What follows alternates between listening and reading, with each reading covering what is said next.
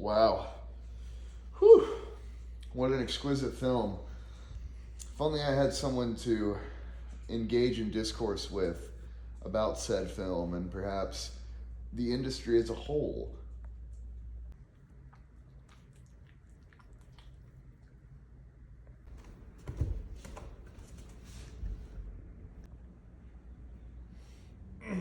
Well, it's you. Long time no see, old pal. Now, what do you say we give the people what they want?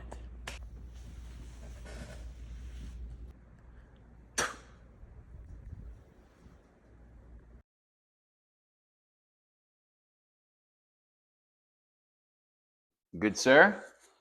Good afternoon. Hello. Welcome back to Overexposed. We've been away for a while. What can I say? We've been busy. We've been traveling the world, Yes. becoming more cultured, Yes. and we've watched a ton of movies in the space between. Boys becoming men. Yes, Through but our perilous journeys. we're gonna run through some of the rewatches or what we've been Well, watching. let's not rush everybody into it. We're going to stick to our typical formula. So we're going to start with some recent watches. That's right. My friend and co-host Nathan here is a bit eager to blow his load of his many recent watches, and That's right. we'll let him share that with us. Thank you. Yeah, we've been having technical difficulties, so we will be clipping a lot more. You'll see some changes, maybe a few Easter eggs in there as well. So enjoy that. So let me rattle off some recent watches. Starting off a few months ago, Peppermint Candy. This 1999 film by Lee Chang Dong was a tough watch. The main character is very misogynistic, but he's famous now. He made the film Secret Sunshine, Poetry, Burning, and after watching this, I think I'd like to watch more from him. On the trip we were on, this bachelor party in Utah, we watched Finch, Greyhound, and Killers of the Flower Moon, all in a phone with a tin can giving us the volume. So perfect watching conditions. I would say typical Tom Hanks. If you're a Hanks fan, you better watch Finch. Movies made to be viewed on a plane. Yes. Not Killers of the Flower Moon. Not Killers of the Flower Moon. That was an exception. I will say the one thing I'm going to say about Killers of the Flower Moon is early in the film, the scene where the Native American tribe strikes oil and dances makes me think that Martin Scorsese has been very influenced from the international cinema he's been sharing with the world, because it looks like something straight out of like almost Bollywood. It's crazy. Next up, Deep Cover. Bill Duke, just a cool movie, man. Larry Fishburne, Jeff Goldblum. You better watch that one. Who's the bad guy in that? Jeff Goldblum. That's yeah. awesome. It's great. Fistful of Dollars, just an epic Western. Want to watch the rest of this Dollars trilogy again. Clint Eastwood, the man. Anatomy of a Fall, Justine Triet. Great performances all around. There's a great argument scene in it, very realistic, and I would recommend for film nerds. It's not for everybody, but if you like, challenging cinema or pretentious cinema, right up your alley. We do. Gone Girl. I had never seen it, and it makes me realize Gillian Flynn birthed this whole genre with the dialogue. Like, you watch like Netflix shows, you watch that show. Is Gillian Flynn the one who wrote the book? Yeah, she also wrote like Sharp Objects and some other stuff. Yeah. But yeah, it's fantastic. I mean, Ben Affleck, we're big Affleck heads here. We are. Rosamund Pike, just incredible. And then finally, Magnolia. And you know what? This is going to be my hot take. It's good. It's not great. It's early PTA. The characters, PTA, he makes such great characters. Right. And I think, obviously Tom Cruise is standout, Julianne Moore, John C. Reilly. This is his follow-up to Boogie Nights. Right. Yes. And it's very dark and it's very serious. It's clearly a film about parents' influence on kids. Like, all the stories kind of revolve around that. But to me, it just, after seeing some of the other stuff we've been watching recently, it's not in my top 4 of Paul Thomas Anderson. I would say, Boogie Nights, Punch Drunk Love. Honestly, a lot of his films I think are better than that. But still, I can understand why people love it. So yeah. Anything you want to talk about recent watch? Yeah, I haven't. I've been pretty busy lately. So we've kind of switched places here. I don't have hardly as many recent watches. I watched Pump Up the Volume, Christian Slater kind of cult classic from the 90s about pirate radio. That was a cool one. The one I have a bit more dialogue about is The Man Who Wasn't There. Coens. I Love think that movie. 2001. Billy Bob Thornton, of course. Gandolfini. Yes, Gandolfini, and Francis McDormand, the big three, of course.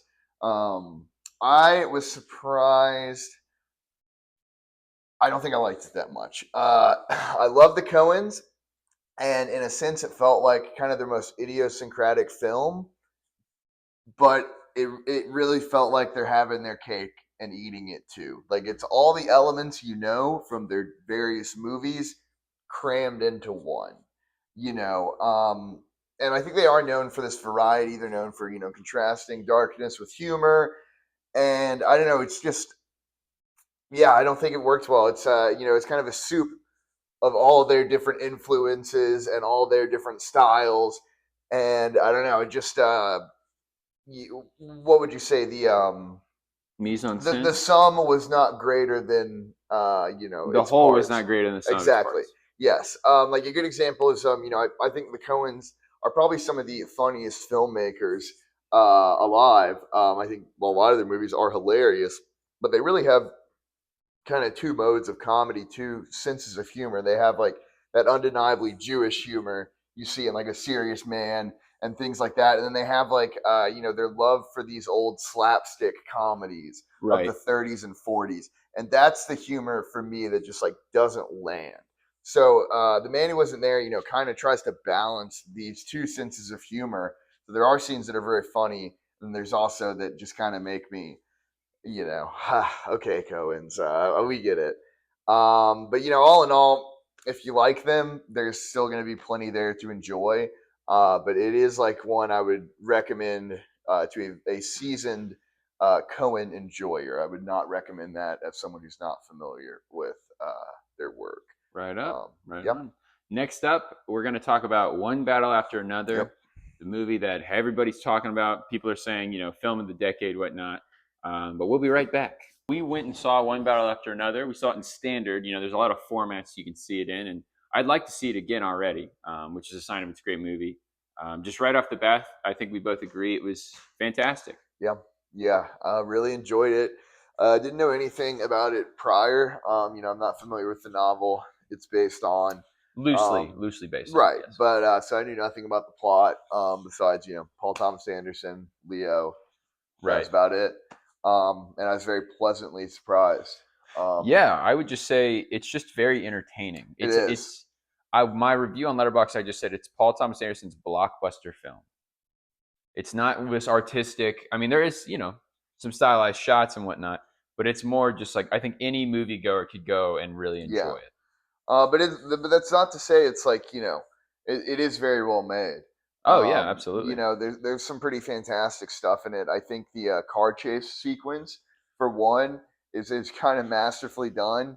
Right. And kind of this great reimagining of your typical car chase where they're going over these hills and you keep losing sight, and then they kind of play off of that in what happens within the film where Right. she parks and hides the car. I just thought that whole sequence was very what would be the word? Very engaging. Yeah, it builds Yeah, suspense. exactly. They did a wonderful job building suspense, and it's certainly like an inventive way to show that type of cat and mouse. I would say as well, some of the highlights of the films are just everyone involved. Tiana Taylor, Performances are great. Leo, of Yeah, course, Sean Penn. Sean Penn yeah. should be nominated Sean for this. Penn He is kills it. all three of Uh, the ones I listed and Benicio del Toro. When they're on the screen, you cannot take your eyes yeah. off of them. They're just so And then I riveting. believe the daughter's name is Chase Infinity. Yes, Something like that. Cool name. I wonder she's if great that's too. yeah. Yeah, She's really good. fantastic. Her first film. Um, all the performances are fantastic. It's one of those movies, though. You really wish we could have slotted AI actress Tilly Norwood into. Yeah. You think she'd Yeah, probably be able exactly. to give a more nuanced and Right. More balanced humanistic. performance. Yeah, Yeah, exactly. But no, the performances are obviously fantastic. Sean Penn is obviously the yeah. one that He's the everybody's going to standout. talk about. He is so funny in the film. He's so wound up tight. His Yes. lockjaw, that character. It's a wonderful physical acting performance Yes, too, because there's very much many. It really plays off of him being short, which is not something I always think about. It makes a lot of sense. But like, the way he's shot and framed, it's, you're supposed to realize this guy is a very short man. Yeah, I guess you're kind of laughing at him the whole Right. film. And like, he's I feel like he's shot in a lot of wide shots. So you get his physical. He's jacked in the movie. Like he is pretty. He's built. He's pretty built. But just great physical acting. He's always stiff and upright, but just this short little man. Walking through the doors. And then there's, I think, a lot of shots where it's just on his face, and he just holds the camera so well. And I think it's funny too, the humor of the film, because his comedy is how seriously he takes himself. He's so wound up. And then Leo's comedy is how like he's a complete right. mess. He has no, yeah. Right. And then I would say the contrast between Sean Penn's character and Benicio del Toro's of like being wound up and like making you tense, and then Benicio del Toro's like, calm, tranquilo. Like he's he's like responsible. Like he's like, oh yeah, I would say he's like sort the of middle the ground. Yeah, mm-hmm. Yeah, Absolutely. between the two characters. But yeah, it's very funny. See, I've seen all of Paul Thomas Anderson's works now, except for Licorice Pizza, and I would put this. It's pretty high up there. Yeah, I don't think it's saying as much as something like The Master or There Will Be Blood, or but that's not the point. It's not.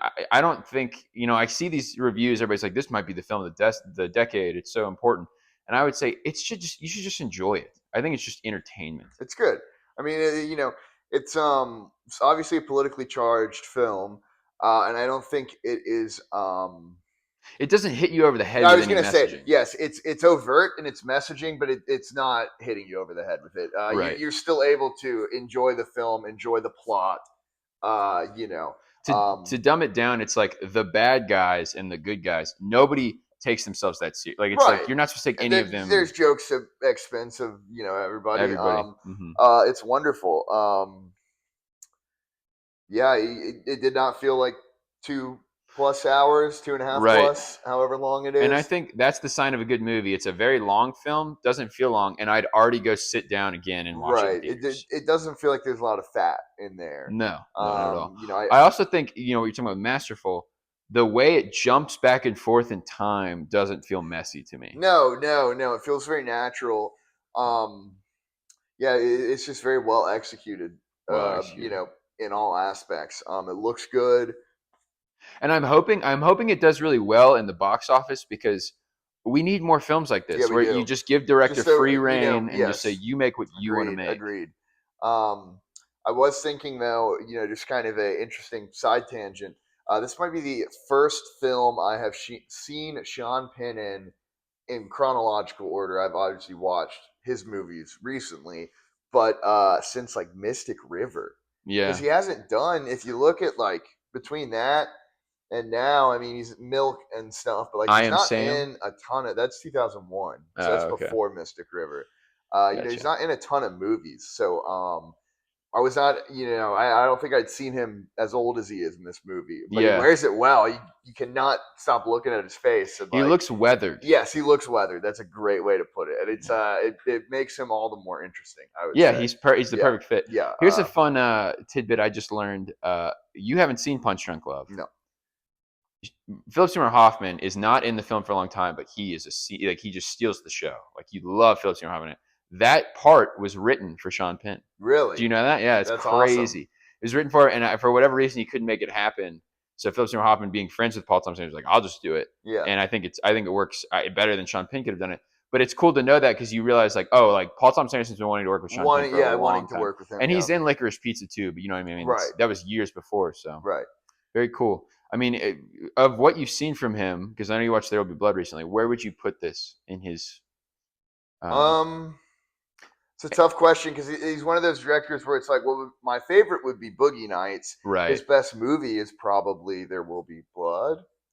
I think there's a big discussion of it's that, I The Master, or Phantom Thread. Honestly, he's going to be a director that I don't think I want to make any statements on, because I haven't seen enough. Okay. Enough. Well, I was going to say, before I even said that to you, you watch his films and there's like different segments of his life. Like, some of his films feel so different from like Magnolia and There Will Be Blood and The Master are like just so radically different in like the way they're executed.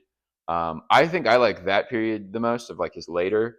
But I will say, I mean, Punch Drunk Love is just magical, man. It's just, you got to watch that one. I Yeah, think I really need to. that might be my favorite of his. His best film, I would say, would probably be The Master. Okay. Yeah. Well, see, I don't even want to say anything because I have way too many blind spots with him, so I'm not even going to make. You should make more time I for him because mean, I know you're doing it with the literally, Coen Brothers a lot, and I yeah, think yeah. I mean, I just watched There Will Be Blood, and before I watched that, like 2 or 3 months ago, I think maybe Boogie Nights was the only one I've seen like half of Magnolia, but I'm not going to count no, I that. wouldn't. Yeah, Yeah, I think that would be the only one I've actually seen. right on. So, yeah, definitely a guy I will be looking more into. Punch Drunk Love would probably be the next one. Yeah, I think that's a good one Yeah, to watch. that one sounds.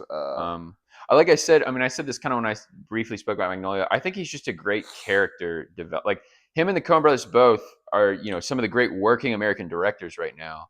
But I think the way they shine is just their characters. Yeah, They bring these characters to life where you're like, I could watch a whole thing just about that character. right. I mean, great performances and great casts Right. for both of them. And he's had him forever. On a previous Overexposed episode, I talked about Hard Eight, his first film. Right, he like plucked John C. Riley for that. Like, and who would have known? Right.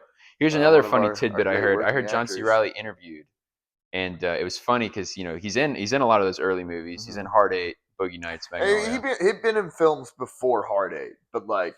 But I mean, collaborating with Paul Thomas Anderson because they're friends. Yes, Paul Thomas Anderson. Yes, saw that. And he said, John C. Riley in an interview was like, I told Paul, just because we're friends doesn't mean you have to put me in your movies. Like, only put me in your movies if I'm the right part. And then he hasn't been in a movie since then, which I think is really funny. So, yeah.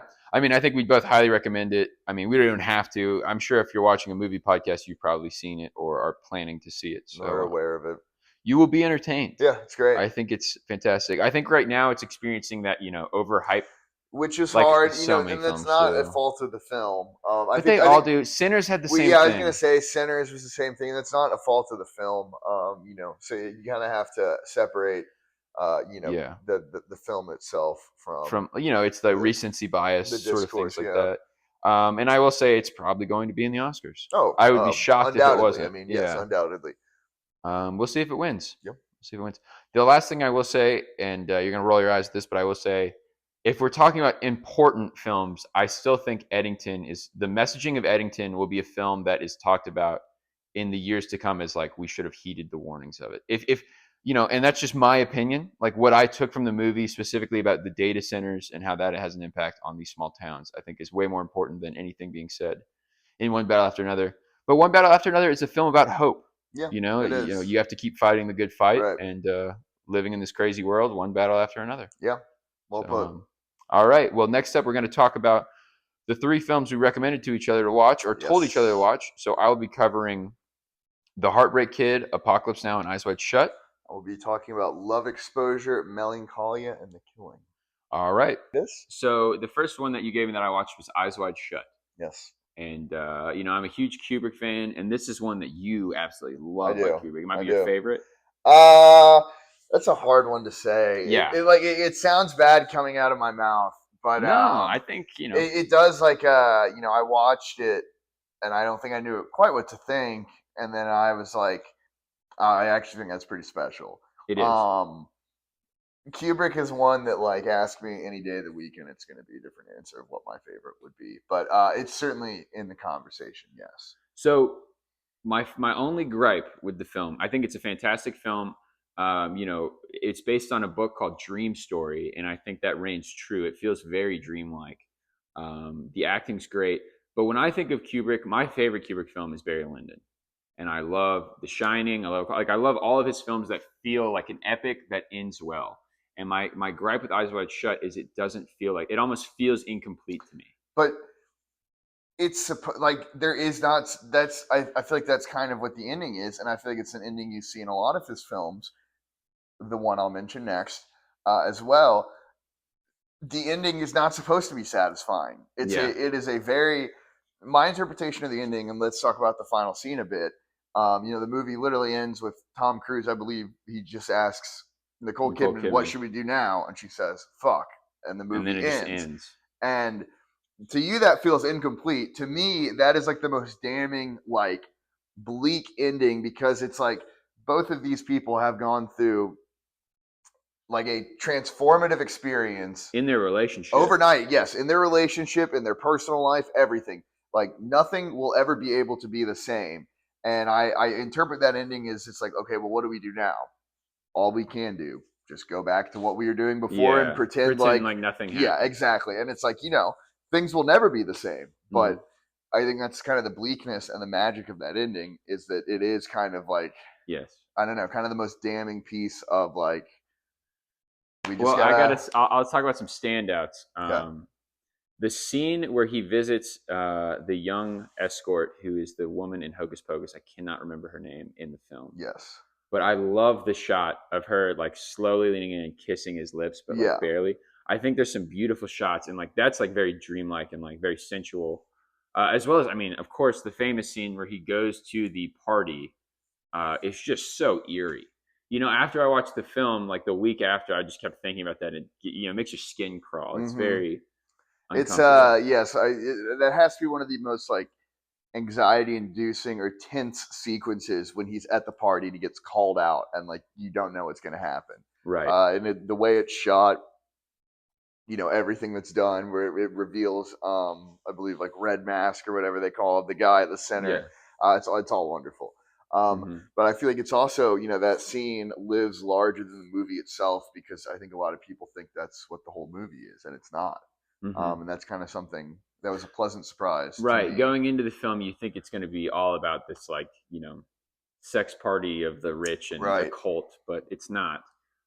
It's much more Tom Cruise walking around a fictionalized New York built by memory from Stanley Yes, I Kubrick. was gonna say yes, yes. The dreamlike quality is certainly, I think, a lot of it you can attribute also to yes, building these like New York sets in Britain. Hmm. Um, when 99% of other movies would just shoot in New York or in an Right. actual city, Vancouver, and tell you it's New York. Um, Uh, Something else I want to say about the dialogue that I think is so funny is like the sexuality of everything being said.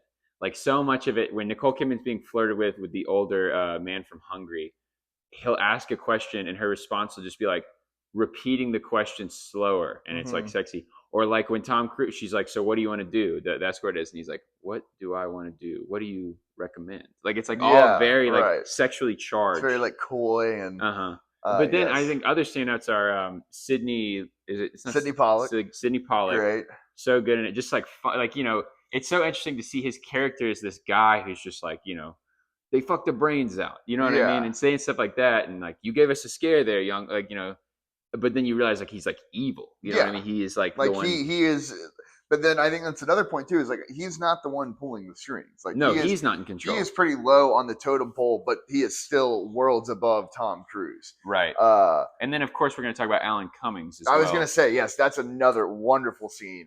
Very Lynchian. It feels like Yes, something out of like Mulholland Drive. yes, and talking about like the way like the inflection in people's voices. That's a great example of it. The way he says he's like, well, actually, there was something a bit odd about like Yeah. yeah, it's just wonderful. It Hmm. is such a yeah. That's the scene that most feels like out of a David Lynch movie. Right. Um, And we kind of discussed off screen about that. We think maybe Kubrick was inspired by the films that had been out that since he'd made his last film, and I think that's very clear to too. me, yes, to me, I like it too because I do think it feels like a Stanley Kubrick film, but it also feels like him trying some different things, Absolutely. going some different routes that he had not done before. And we've talked about Stanley Kubrick. One of his favorite films was Eraserhead. So it's not a mistake that we're saying it's the Lynchian. I'm Right, sure he had some of that intention in mind. certainly. Also, the piano, the score is Hmm. great. That scene, some people hate that scene with the argument with Tom Cruise and Where they Nicole smoke Kidman. pot, The pot is making you yes, aggressive. which is a The hilarious itty bitty line. titties and stuff like that. Some of the line, I mean, the dialogue is it's I funny. I get why mean, people would hate that because it's like if that's not the effect it right. probably has, but that's still just it. But yeah, I bought it. I think it was Yeah, you great. buy it, and It's it very is good. kind of like the catalyst of like what's kind of the catalyst of the whole movie. That scene, in a sense, because that's where she Yes. reveals uh, her sexual fantasies about another Yeah, the man. dream. Yes. Right, And that's what that book is largely based on, is that particular right, scene. okay. I would say as well, you know, did I say the piano? Yes, I talked Hmm. about the sound. It's funny because I think it is a great film, but because it's directed by Stanley Kubrick, is almost like a knock on it. Because, like I said, I guess I went in expecting something different, and I think some of the films I recommended to you, you'll have the similar Hmm. response. So yeah, I mean that wraps it up. I would say it's a fantastic Kubrick film, A great Christmas film. a Christmas film. That's right. There are scenes that make it what it is. I would say in Yeah. its entirety to me, I think it's a little incomplete or just feels a little off. But as a whole, like as we talk about it, I am like, wow, I liked it more than I'm Yeah. putting on. And I think it was a slow build for me to realize how much I loved it, uh, Mhm. as well. Um, yeah. I think it's funny because now the next film we're going to talk about is The Killing, one of his early films. That's Hmm. Another very Kubrick. different. Yes. But speak of bleak endings, this is what I was referencing earlier because The Killing, I would say, also has a very bleak ending that's kind of just like, well, you know, and another ending similar to Eyes Wide Shut, where it's pretty much like, well, none of the events of this movie really meant anything in terms of like what's going to happen next. They're like, Hmm. because he goes through this whole robbery and loses the money at the end and is arrested. So Sterling it's all for Hayden. nothing. Yes, Sterling Hayden, the great Sterling Hayden, Elisha Cook Jr., Yes. another fantastic performance in it. It's just a classic noir. Yeah. Um, the way it plays around with time, especially in the second half of the film, is really inventive. Um, I read it gave Tarantino big inspiration for the way he structured Reservoir Dogs. It's one of the Coen Um, brothers' favorite movies too. yes, which I could definitely see that, especially with like Blood Simple. Right. I would say the movie is so effective that the ending like made me upset that like he loses the money. Just the whole sequence of he argues with the guy about bringing the suitcase on the plane, relents, puts it in baggage claim, and then it spills all over the runway. And it was so effective it made me like angry at the film for a moment. So I was like, really? Like that's how it's gonna end? Like, and then I took a step back. I was like, oh, Yeah, that's it's good. great. But then it's also like just rent a car or something, like, I don't He's know. got to get out of Yeah, Dodge. it's like even 40 years pre 9/11, they're not going to let you bring That's right. a That's right. carry on too large on the plane. Yeah, and I think that's why I gave it to him to watch because it's just a straightforward noir Yeah. that I think is there's no fat in it. It's just a No, perfect it's cut. very Yeah, good. Yes. and yeah, great robbery film. Yeah, and the sequence of the actual robbery itself is pretty awesome. The masks they Yeah, use. the mask Sterling Hayden wears, like the clown mask, is great. Mhm. I'd have to. It reminds me of like the clown masks they wear in the first sequence of The Dark the Knight. Dark Knight. That's what I was Yes, thinking too. I wouldn't be surprised if that I was would an not be inspiration. surprised at all. And that's one if you're watching and you like Kubrick, watch that It's an film. easy watch. It's great. It's 90 Yeah, minutes. Just yeah, it's a solid film. it's definitely him honing in his craft. Hmm. But you can certainly see the pieces starting to form. Absolutely. And then is that the one directly before uh Doctor Strangelove, no Spartacus, no The Naked Kiss. why am I that's Sam Fuller. Why can't I think of this? Kirk Douglas. War. Oh, Passive Glory. Yes, I think it was Killing, Paths of Glory, then Spartacus. If I'm Yeah, that remembering sounds about correctly, I right. think Paths of Glory is like 58 Yeah, or something. I need to rewatch Passive Glory. I really enjoyed it when I watched it, but I think I'd get more out of it now. Yeah, me as well. I need to rewatch it also. Perfect. All right. Well, cool. Well, next up we'll be discussing some more films. So the next one I watched was Apocalypse Now, which I had seen before, but it had been quite a long time. And what can you say? It's fantastic. I still, speaking of Kubrick, I may inch it out as my favorite war movie by Full Metal Jacket, just because I really love. I need That's to fine. rewatch Full That's Metal Jacket fine. again, but I mean that's not taking any digs at. I mean every character in Apocalypse Now, Martin Sheen, Dennis Hopper for a small part, Mm-hmm. Robert Duvall. You gotta love Robert Everybody Duvall. on the boat. Larry Yeah, Larry Fishburne. Fishburne. Uh, One thing I will Don. say that I thought was funny when after I watched it, before I watched it, I looked and I saw Marlon Brando is billed second, and I'm watching the film and it's like two and a No, half he's hours, billed 3 hours. first. Is he? It goes if you see the classic posters, Brando, Duvall, and then Sheen, Oh which wow. is also crazy because Duvall's in one scene. Yeah, Much. but they that's what I mean. Yes, it's like They maybe the both most iconic. they scene in the both film. are not in the film for nearly as long as Sheen is, but they steal the show. Yes. Duvall's character is just you gotta It's the love most him. iconic scene of the film. Telling him to go Kind of surf while they're yes. bombing the beach, and love the smell of Love the napalm in the smell of morning. napalm. Yep. And then Brando. As soon as Brando's on the screen, You like his presence looms large over the film Right. even before you get to him, right. and then you do get to him, and it lives up to I think it does too. what you've been anticipating. Incredible writing. The dialogue Yes. just hits hard. Incredible shots. Like we talked about with the makeup. Obviously the shot of Martin Sheen coming out of the water in the final sequence is just kind of. See, he says that. I love it when Martin Sheen's being tortured, and then he opens his eyes, and it's just Brando with the makeup on, like looking at him. That's an awesome shot good, as man. well. The way they shoot Brando, because he was so overweight, when they shoot him in the shadows, is just like a perfect example of movie magic working in your favor. And earlier you mentioned Sean Penn being short. I said that to my wife when we were watching it too. I was like, it's so funny to think about Martin Sheen, because I was like, Martin Sheen is 5'7". Yeah. Well, but then so is Brando. He's this domineering figure, and it's like if you saw him on the set of this movie, he's literally like a short, old, fat man. Yeah. But then you watch the film, you're like, oh, this guy is like terrifying. Yeah, there's some great stuff. Yeah. I'm such a Dennis Hopper fan too, and I think he's Dennis so Hopper's great. Frederick Forrest, great as the chef. That's right. Yes. Yeah. Fantastic. Because we were talking about his kind of Coppola legacy as well, because he's in the conversation, and I love the way the film it goes, because it's like this trip down this river. Yes. You know what I mean? When they come upon like the USO show, and then when they come upon that the end last, of the line, yes, before they wonderful. go, yes, and that's kind of what the book is about as well. It's kind of like the journey down the river is metaphorical. The descent into madness. Yeah, exactly. Yes, exactly. And it's a wonderful. It's not only a trip down the river. It's like very psychedelic. It's a trip in many ways. Yeah, the Doors soundtrack works really well. I think they take acid at the last. He does, or someone does. The guy who's the surfer. The surfer, yes, does. Yes, and then he kind of like. I love that whole aspect too of like Martin Sheen's being tortured on this this last island part, and he's just like hanging around. Yeah, he's like hanging out with the tribesmen and stuff. Yeah. The USO sequence, I think, is just like brilliant from top to bottom. The shots of all the Cambodians standing in the darkness outside of the fence watching, and then obviously everybody rushing the stage as the helicopter goes up and they're hanging down is one of the most iconic.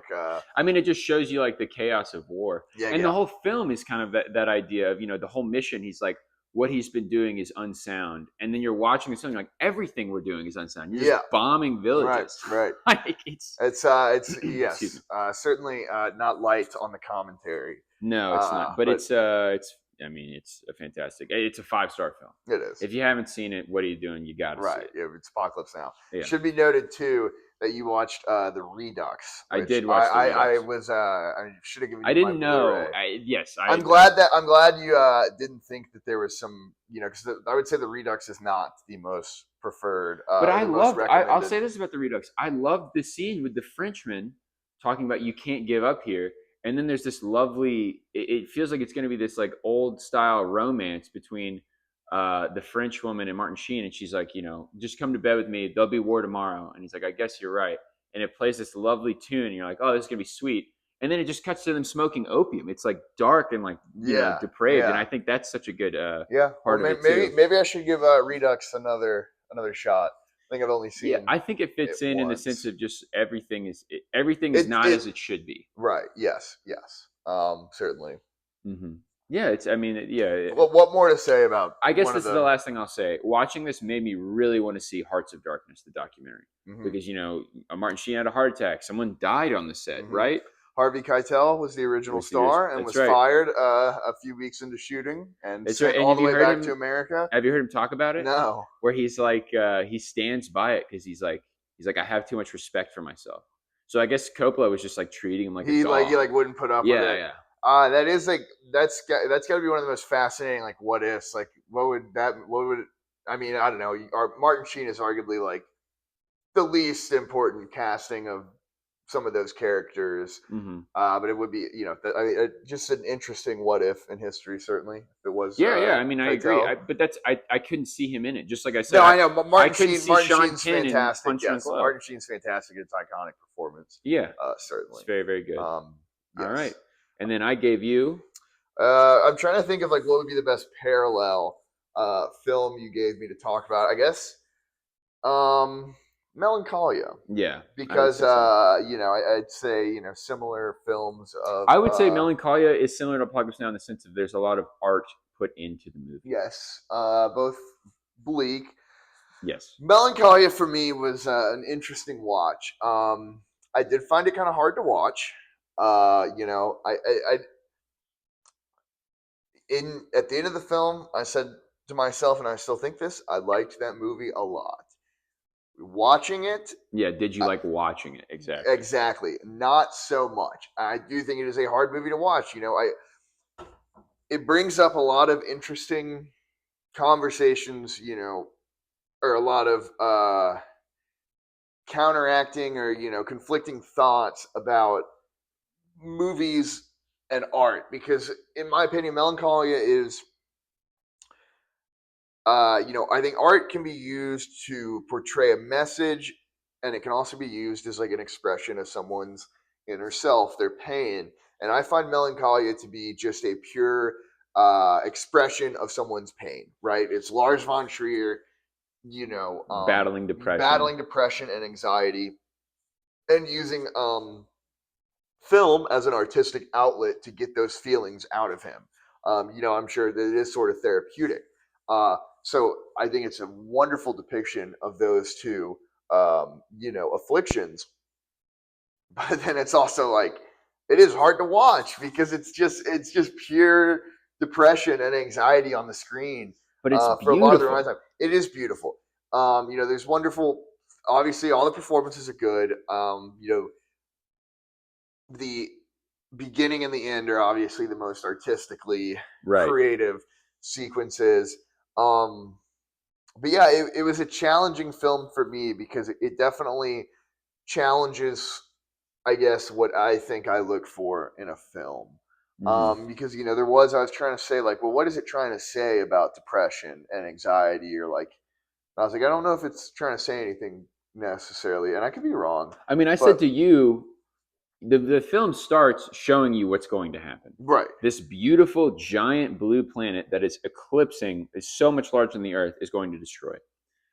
And I think to me, that's one of the things I like about Lars von Trier is he sets these challenges of like, you already know what's going to happen. Now, how do I make a compelling piece of cinema? right, And I think he does that. But I also think, it's saying to me, the Kurosawa film, there's that famous line where he says, "In a mad world, only the mad are sane." And as you watch the end of the film, Charlotte Gainsbourg is losing her mind, and Kirsten Dunst is just at peace as it hits right. But the that's planet. like very bleak, But also. it's Like, also a messaging of like, this is the world we live in, where it's like things are so insane and corrupt and things right, are bad. So you have to just like laugh at like, the right. You have to insanity. disconnect Yeah, to you have an to just extent. Yeah, be at peace with, the way that's a things good way are. to put it.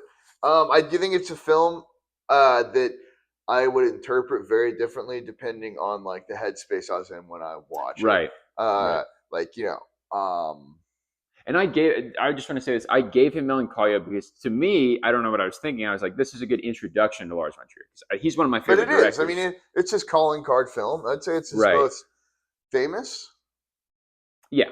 Yeah, I would say so. arguably Now, is his most celebrated, probably.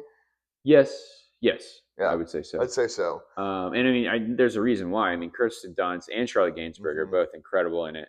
I found Udo Kier's character to be very funny. You Yeah. did not find him as funny. No, because I thought he is funny. Don't get me wrong, but his character I think is a very good portrayal of like how someone not dealing with like depression interacts with someone that is, because it's like, what is this person doing? She's And a they're like, burden to him. yes, and it's like, why is this person making these decisions? And it's like even Kristen Dunst doesn't know why Hmm. she's doing this. It is funny at times. I think the scene with Brady Corbett, or whoever, however you say his name, is pretty funny. Um, you know, I think probably the bleakest part to me is when Kiefer Sutherland kills himself. Hmm. But I do think that's like one of the more powerful things in the movies because he's the guy Who that's thinks like like everything's he's in like everything's control? gonna be great, and then the second he realizes it's not, He can't he handle can't the. handle You're it. right. Yes, he He's can't. like a shell of Right, a man he once right. was. So I do think it's kind of like I guess you could interpret that as it saying these things we struggle with like have a purpose, I guess. Like you don't want to be like that where you don't feel, I don't know. Right, and I think it's so funny to me because you say he's. I mean, which I agree, it is very much an expression of his own pain. But the reason I also love Lars von Trier is because I think he's a brave director. He's Oh doing yeah, it things. is. It is a He's brave film. doing Yeah, things that are one very challenging to pull off, yeah. and that's why some people don't. They call him like an edge lord, cringy, and I would be like, I can agree with some of that. But I think he's pretentious, but is able to pull it off. No, Like I I think agree. I he. agree. It pulls it off well. I mean, that's literally what I'm saying. I was like, it is a film that kind of challenged me in a Mhm. good way. I like it's it's good to kind of re-engage with the art of cinema in this way Right. again. So I'm really glad you recommended it. Good. Did I love it? Was I like all smiles watching it? I don't. I was not all smiles watching it. I liked it a lot. But I But love I'm to. glad you gave it to me because Right. it is a very challenging film, not only in my opinion viewing, but in kind of what you take from a film. Well, not only that, but what's so beautiful about the film, similar to Apocalypse Now, how we talked about the the legend around making the film. I think the legend around his press conference at Cannes holds so Right. true because it's the same thing. Like Kirsten Dunst is sabotaging the most beautiful day, her wedding, and then Lars von Trier makes this film that everybody he was supposed to win Palme d'Or, and then he sabotages that, Right. and it's like it's just like it's beautiful, It's man. so Like it funny is. It's that so perfect. The Blu-ray you gave me has a disclaimer at the beginning of the film that says the distributor. I forget what who It's released like the that views Blu-ray. expressed. We do Yeah, not. we Yeah. didn't agree with the views expressed, and like I already knew, I was like, I bet this is not talking about anything said in the movie. It's talking about What he said what is after. surrounding the film, Right. which is very funny because I don't think otherwise they would Yes. put that on there.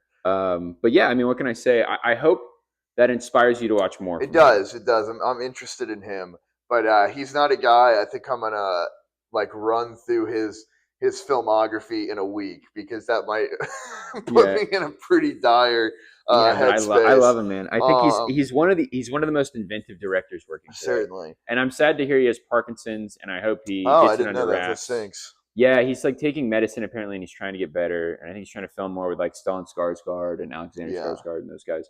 But I think he's. I mean, say what you will, he's loved, he's hated, he's very controversial. But I think it's hard to say he's not a good filmmaker. You know what I Right. mean? Right. Like I think he's very inventive. He's very misogynistic. This is not one. And it's so funny that people call him misogynist because you watch most of his films and his characters who he's living through are female leads. You know Right. what I mean? Yes. So he has to have some respect for the actress. I mean, Right. clearly he does. Like Yeah. I mean, he always No, pulls didn't. great I didn't actors. feel any misogyny No, Melancholia from is not what I would. Melancholia. House Yeah. the Jack built. Maybe. Yeah.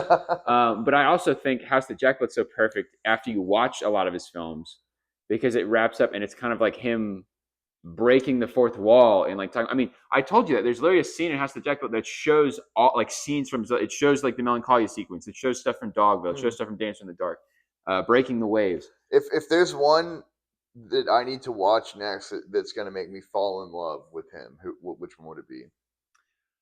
Man, I don't know. I mean, I really loved Europa. I love Dogville. I think Dogville is my favorite of his films, but I also don't know if that's why I didn't give you Dogville because Dogville is not like indicative of his It's not the style as much. most of like But yes. that's what is so cool about him is he works in limitations. Like obviously him and I can't believe Thomas Vinterberg created Dogma 95, the set of rules that you have to follow to make a film. And then Dogville is a period piece. What makes a period piece? The setting, the props used, the style of dress, and he does it on a blank stage. It's like Mhm. he's breaking the mold of like what you Right. can do with a Right. film, and I really appreciate that of him.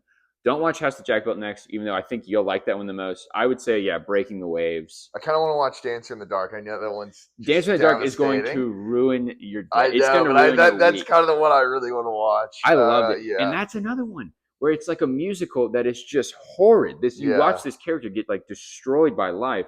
And I mean, man, it broke my heart, man. That's a movie I cried in. That I don't cry a lot when I watch movies, and that movie made me cry like a Oh lot. yeah, I want to So watch it. good. That might be the But he next is, one. and that one pisses you off too because he's manipulating the audience. Yeah. But But I'm isn't, glad you isn't watched it. everybody a little bit? I don't know. Yeah, of course. So great. All right. Well, I'm All glad right. you enjoyed that one. Yep.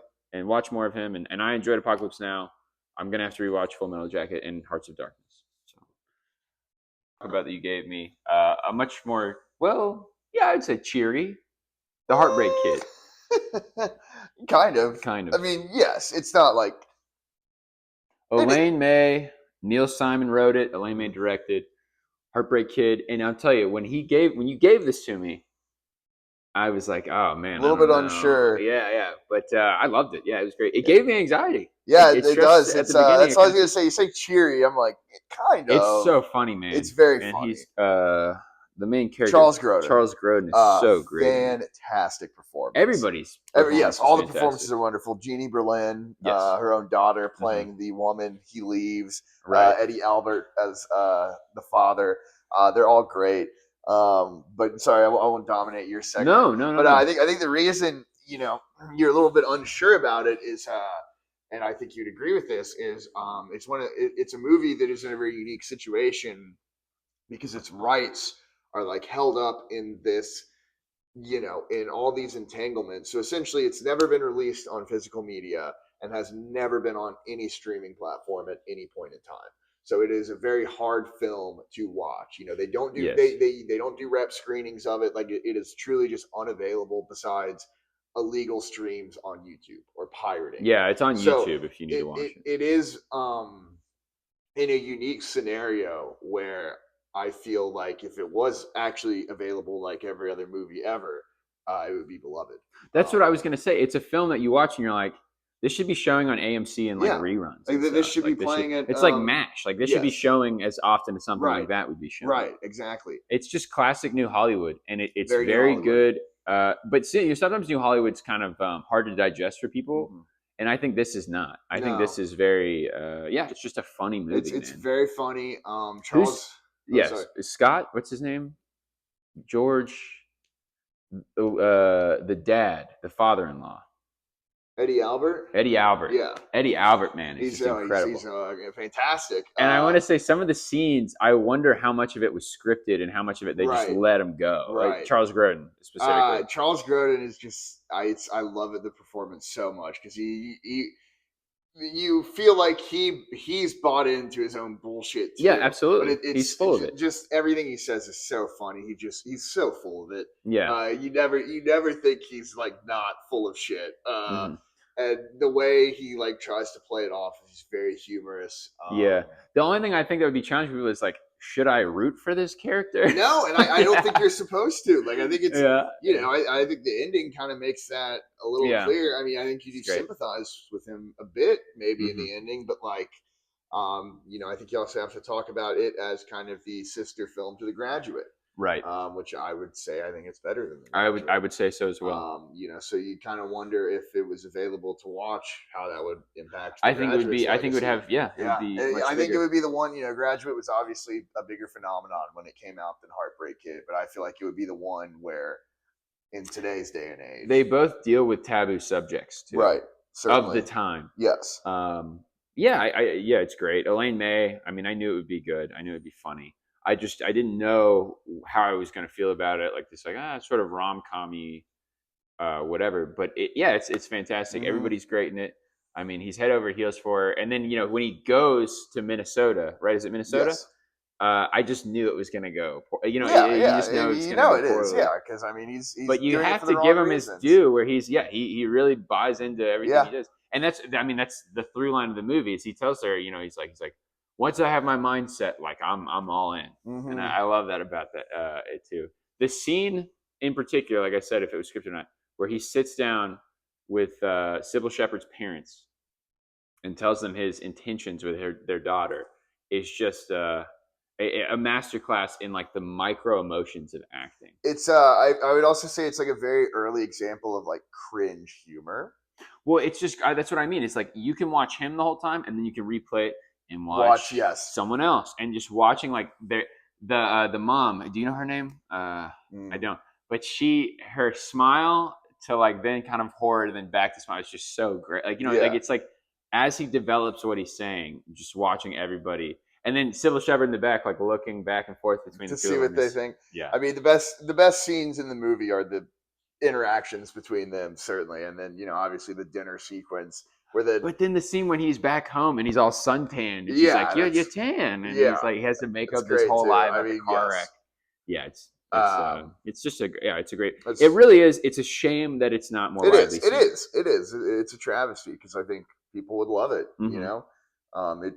Its praises should be sung. And I think this is going to be really interesting because I think the contrast between what he gave me and then what I gave him is very niche, I would say. But then those who seek it out love it. But then it's funny because it's like, in appearance, the movie I gave you would be niche. Like, that's why you're a little afraid of it. And you watch, you're like, oh, this isn't really that why niche. isn't this? Yeah, and it's truly because of the unique circumstances. Yeah, what a shame. So then the counterpoint to that is Sion Sono, 2007. I think it's 2008. I don't know. No, you're probably right. I don't know. 4-hour long schoolboy church boner epic. Love exposure. And I love this movie. Like, I watched it, and it was the same way I said to you. I was like, when I saw Parasite alone in theaters, where I was like cheek to cheek grinning for like the first hour of this film. I liked it a lot. I don't think I liked it as much as you. No. It's funny. There's so many points in the movie that I just like thought to myself, like, you loved this? Like, it seems, I mean, obviously, like the sword, the action stuff in it, and it's very funny. It is very just straight up funny. You're gonna resonate with that, but it also has like those just so Japanese elements of like hot schoolgirl walks in, like guy blushes, like his pants bulge, like I don't know. It seems to me it's like you don't watch anime, and it's like the shit you would hate in anime is like. But I think it's like I love the film because it doesn't take itself seriously.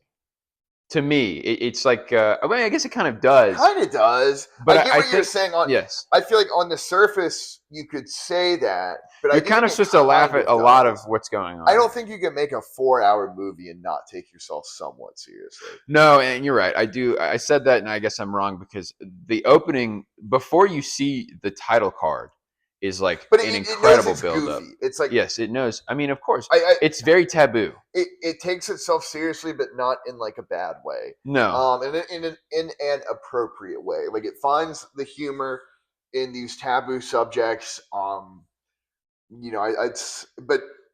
that's the charm of it. It is charming. It still is saying stuff about organized religion, the father and son relationship.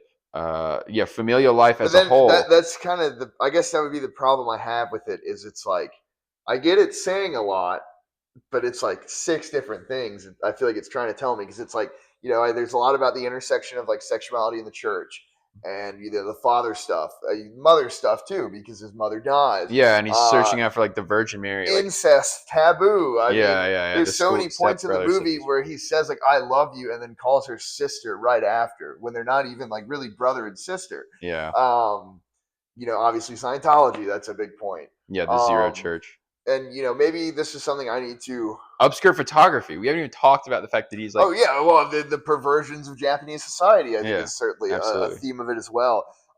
Reading reviews on Letterboxd, it seems like it is universal praise. I would for say. Those who've sought it out. I'd make the argument that if you're going to sit down to watch it, you're going to be at least naturally inclined to enjoy that sort of film. And I did enjoy it. I feel like I'm just. I don't know. I hope I'm not shitting on it. No, you can. But it seems like some of the more, how can I say this? The people that seem to like really connect with it were Japanese. Mm-hmm. So I think a lot of people in Japan, because obviously it's like about their culture, have like really emotionally connected with it. I think it's a film about integrity too, though, because that's the idea of like hiding behind your religion or hiding behind like your quote unquote morals. And that's one of the best lines is when she's like, "You're a pervert," and he's like, "Yes, but I'm an honest pervert." Yes, yes. And I think, and that sounds like you're gonna roll your eyes when I say that, but then you watch the film, and it's like this character, this young boy who has this horrible relationship with his father, and his mother dies young, and then he's doing all this horrible stuff, but you still see him as like he's like pure He's of heart. true to himself. Yeah, and he's too. pure of heart too. Yes. Like he is. I'd say that's. He's not taking upskirts to be like, "Oh, that's awesome." He's just doing it as like a way to make money and a way to Well, like. he begins doing it as a way to make his father angry. Right. He doesn't start making the money until they're kidnapped by the Scientologists and gets kicked out. Yes. And I would say that I wish I had comprised more thoughts about this before we did this episode, but I would say even that idea of like sinning to get attention, like the taboo of sinning. I told you the whole shit in the beginning about how he has like this almost fetish for committing sins, so he can get closer to his get father. Attention from his father. I was like, that idea in itself is just so perverse. Like, but it's so real. You know that is a real thing.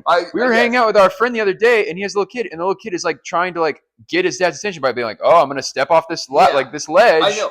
No, it's not the. I guess it's not the idea itself, because it's like, yes, that is a real thing. Like, yes, kids do bad things to get attention. It's when you put it like that, where it's like, I'm seeking sin to get my father's attention. Who's like, a Catholic priest? Yeah, it's like that's why it's funny. I know. I'm not saying it's not funny. I'm just saying like, wow, this film is like really. But yeah, I think you're right. I think that's a big through line throughout everything that happens. Is he's kind of the only character in the film that is, pure of heart, true to himself, or I wouldn't even say pure of heart. Like, I mean, the dad sucks, clearly he's like, misguided. I was gonna say misguided. Yeah. Like, what is is it Coco Yoko, the girl? I think so. You know, she's not like, you can't say she's not pure of heart. She's just misguided and confused. Yes. Because of what's happened. She hates men in her past. Yes. So yeah, it's a movie. I feel like, and I should have done this before we recorded, but I still need to digest a little bit because it's a lot to take in. But it is really funny. It's got some great sequences. Obviously loved the many homages to Female Prisoner Scorpion. I don't even know if it's an homage at that point when they're literally just like she's that would Miss be like, Scorpion. He's wearing it's like that would be me wearing like an Austin Powers costume in a movie. I'm like, call me Mr. Powers. Yeah. I don't even know if it's an homage at that point. Like, it's just like a part of the culture, I guess. Right. Well, even that I think is saying something about Japanese culture, because I think Female Prisoner Scorpion was one of the real grindhouse films, the midnight movies of that Japanese era. So. Yeah. So it definitely has a lot to say. It's in that's the first movie in what's called his trilogy of hate, which I think is really interesting. That Love Exposure. Yeah. Wow. Yeah. I want to watch more of his films. I've seen Guilty of Romance, and that one is more up your alley. Because when I talked to you and you watched half of it, you're like, I thought it would be a lot more like vibrant and like beautiful, and I was like, Guilty of Romance is like way more popping. It has some great shots. The shots of the three girls in the van where with the bird. I love feel that. Like that's kind of the most famous image. I would even argue the better use of that imagery is when she dies at the end and the bird comes out of her shirt and like crawls down her hand. Is a great shot. I don't want to say this is a knock against the film, but going into it knowing that it is going to be this kind of like maximalist display and knowing Japanese, I was expecting some more visually crazy stuff, and I don't think it. There are some sequences, like there's a sequence where it's the whole family carrying the cross. I love that. Yeah. Not to her is like the Virgin Mary. Not to say that there's not a lack of that, but I do feel like at times, I wonder at times if the budget was constrained because of how long he wanted to make it. It was originally going to be 6 hours. Yes, and there are some moments in it, and this could be anything. This could just be the way they wanted to shoot it, where I don't want to say it feels cheap, but it's like, especially some of the school stuff. But I think it might be intentional too, because the way he shoots the stuff in the school makes me feel like an anime or like a manga. Yeah, like it's a lot. I don't know. I think he's playing with that. Yeah, that idea. I think he is. Yes. And I think it's funny because you talked about the handheld stuff, and I was like, well, Melancholia has a bunch of handheld shooting too. Not Really? Yeah, the whole scene of the wedding, it feels like an episode of like the way it's shot is like shaky. Oh, I and, like, guess. Yeah, yeah, that's true. I kind of love That's that true. because But it shows that like the director, like, I mean, like you could argue, I don't think he is, but you could argue like almost like the director is the one holding the the camera, yes. Yeah. Yeah, yeah. I think it works better. I think that's a technique that I don't always love, Mhm. and it works better sometimes than others. I feel like everything I've been saying feels like I'm just shitting on the movie, which I'm really not, because I did like it a lot.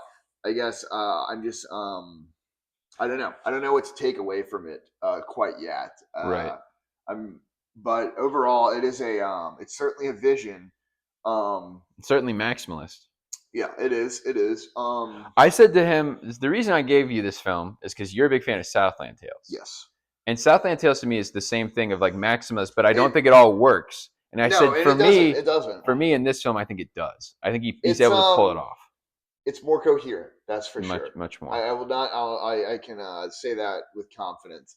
I would say they're equally both a snapshot or criticism, depending on how you look at it, of their respective cultures. In that, in the Like 2000s, as American as Southland Tales is, Love Expression Love is Expression Japanese. equally is Japanese. Absolutely. That's a great way to put it. Yeah, they're both like fantastic snapshots of that moment in time in those countries. Do you think you'll seek out more of his films? Yeah, yeah. You should. Suicide Club, is that it? Suicide Another Club big is a one? big Yeah, one. That one looked interesting to me. Coldfish. I think I'd like to watch Yeah. Coldfish. People call that like a black comedy because it's Okay. about a real event, like a real serial killer. Yeah. And then I've got the Blu-ray of Guilty of Romance that I can give you. But that one, I would say Guilty of Romance feels much more like Ichi the Killer. Like Guilty of Really? Romance is like harsh. You know what I mean? Interesting. Like it's Yeah. like there's scenes out. There's a standout scene where people are laughing at this guy, and you're like, this is like so dark. Like it's just so, you know what I mean? Yeah. It makes you. But that's why you have to love the Japanese cultures because they have that sort of like sadistic style and like Right. I mean, it's like why I like Western. I guess that's it's funny. You're like, do you like this movie? I was like, I think if you look at the movies I love, like directors I love, like Yorgos Lanthimos and Lars von Trier and stuff. I like directors who are brave enough to do things that they know are going to tick off the audience. They're going to piss people off or make them see stuff, like hold a mirror to them and be like, this is you. Right. Not necessarily, not being like this is you, but being like, this is reality. You like movies that make you think. I guess so, yeah. That's the Transgressive layman's way of putting it. Yeah. Yeah. But well, I'm glad we watched it. I Me think too. this is great. I think we're gonna do this again and Sure. play around with switch it up a little bit. But I think we like this idea of forcing another movie upon. Right, and I think we're gonna have more fun with the way we shoot these. Maybe more we're gonna try to skits get or inventive. more inventive, exactly. Because I mean, we're a movie podcast, and we have like low budget mics, and like I'm shooting on my phone. But we could can have definitely fun with up that. the Like, ante. we can, We could. I'll just say this too. I think today was mainly an exercise, and we needed to sit down and film an episode. We had taken some time off and get the rust off, get the gears back grinding, knock off the cobwebs. Yeah, knock off the cobwebs. Whatever, old allegory you want to use. Also, stay tuned on the channel. I think we're going to do some individual video. And when I say individual, I don't mean like, oh, like you're alone on this. Like I'm going to help you shoot whatever. Yeah, of course. But like it's going to be your right. Yes. Less of a conversation. Mm-hmm. And then I think we'd like to do some Halloween. Yeah, stuff it's now for October. Yeah, and some so fun with that. if you like the show, comment some stuff that you'd like us to watch or talk about, and I think the next episode we'll probably talk about horror. Yeah, so, definitely. Well, it's great to be back. We're going to try and make these more consistent, God willing. I mean, we've had busy schedules and crazy stuff, but now that it's settling into fall, I think things are cooling down. Yes, I think we should be able to get some more content out there. Good stuff. Well, thanks so much, everybody. Stay tuned.